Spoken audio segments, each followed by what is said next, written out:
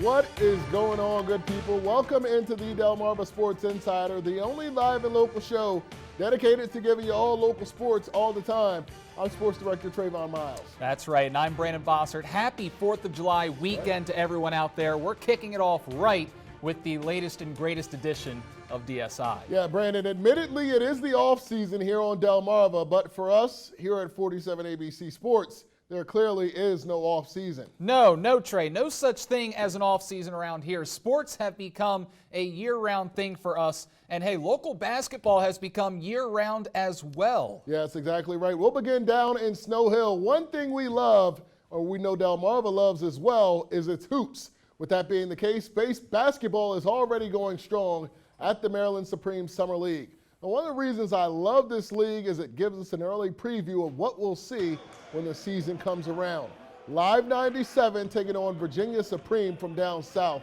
Virginia Supreme coming out swinging. Kevin Cropper making moves on the defender, getting through the tough shot. He had 13 points. A few possessions later, Anthony Taylor fighting through the contact, gets the lay-in to go. 97-5 and a 10-point hole. Here they come. Jace Freeman throwing down one on a fast break, and then later B.J. Cook with the drive up the middle, going to get the jumper to go. Cook had 14, live 97.5, wakes up in the second half for the 61-40 win over Virginia Supreme. Y-High kids looking good out there. Yes, now do. over to Court 1, Youth Care Center taking on Laurel. Bulldogs in a hole early on, but they start the comeback. Tyron Kane knocks that one down. Yeah, remember then him. Javier White finding Brock him. Hill. Shot falls for him. Game tied at 42 with 8 minutes to play, but YCC not surrendering just yet. Tyler Riddick going to get the tough lay-in to fall there. Then to put this one away, it's Jaden Hudson from behind the line. Splashdown for him. Youth Care Center finishes on a 25-11 run for the 67-53 victory. Yeah, Brandon, I said it in the introduction. One of the main reasons I love and appreciate this league is the access it gives us to what we will see in the regular basketball season when it comes around. Now, I remember specifically one of the first years this league was started, it was our first time seeing a tall, skinny kid suiting up for the host team, Stephen Decatur.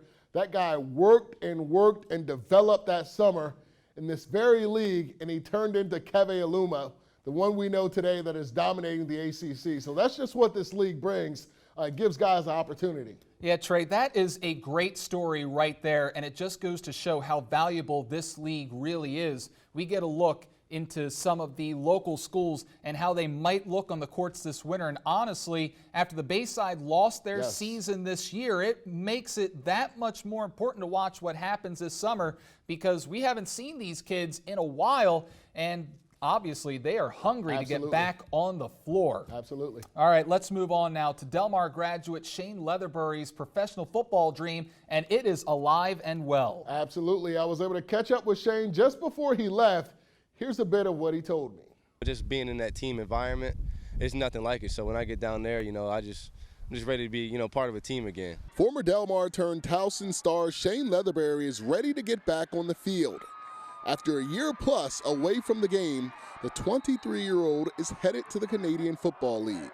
It's going to be fun. It's a different game. It's got a couple different rules, but I'm really excited to play. I haven't played in so long, and, it sounds weird as a wide receiver, and it feels weird to even say, but I want to hit somebody. The last time Leatherbury saw a field was around this time a year ago, signed by the NFL's Arizona Cardinals. He says the time spent in the desert was very valuable. Just being in the room with Larry Fitzgerald and D-Hop and all that, it was a lot of learning going on, how to keep it cool, have fun with it. And, you realize how big, like, the little details are. Justin Harper, a former NFL and CFL player and Leatherbury's position coach at Towson, has been helping with the adjustment to a new style of play. I've been working with him on like little waggle motions, like the motion before you play, and just talking to him about the rule changes, bigger field. He's like, the best thing to be is just, be in shape. It's almost like playing soccer at this point, less time in between plays. And I've really just been drilling the playbook and trying to be, in best shape I can be. Trayvon Miles, 47 ABC. Now, Shane actually left for camp today. They will begin training camp with the BC Lions in the second week of July. Now, obviously, Shane did try out for the Arizona Cardinals or sign a contract with Arizona. Yeah. Didn't get the best of luck because of the coronavirus. I don't think he's had a fair shake since the start of 2020, but we wish him the best of luck on this new journey.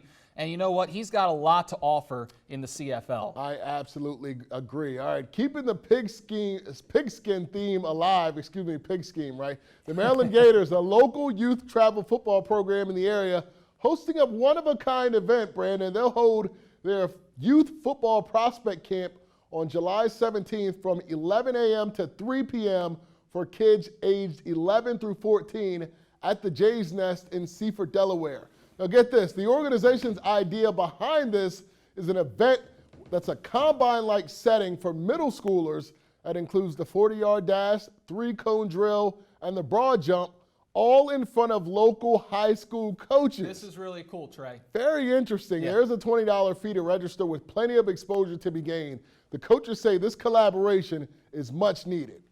Not too many people can sit down and say that they brought kids in front of some of the high school level coaches. You know, the big thing with us is for these high school coaches to be able to see these kids and see what's coming to their program.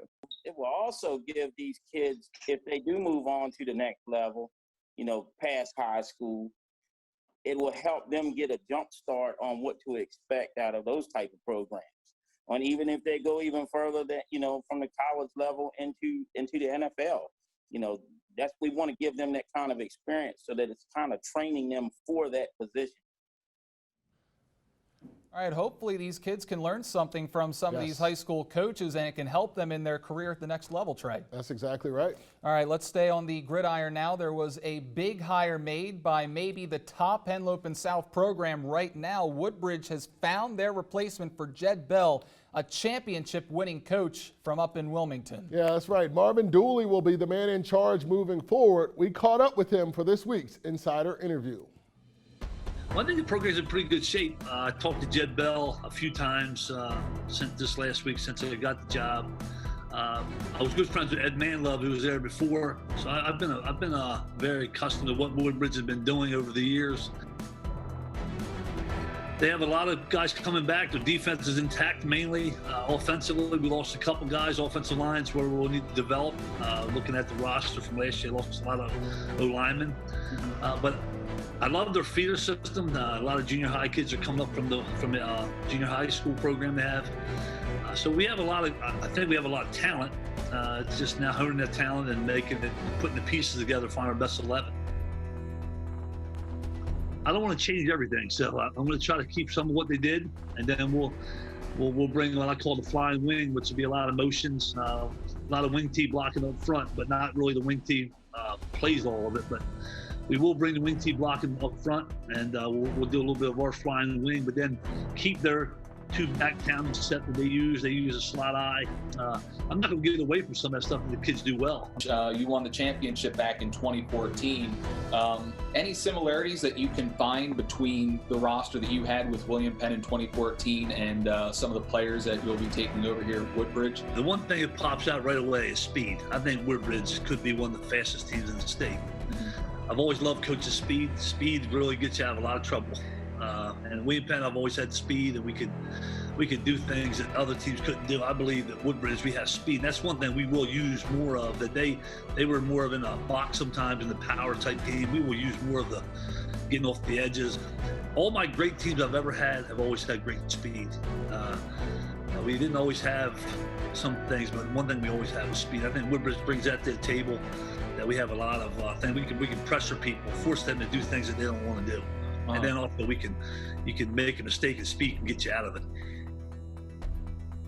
I think I'm a mentor to kids, like you just said. I think, my thing is it's about developing young men, not just on the football field, but off the football field. At the end of the day, when football is over, you want to look at your players and see that they are pillars in our communities. They're helping out. They're coming back to coach, referee, being good fathers, being good husbands. So they're the things that I look at first. And then I'm a community guy. I'm a family guy. I'm big about family.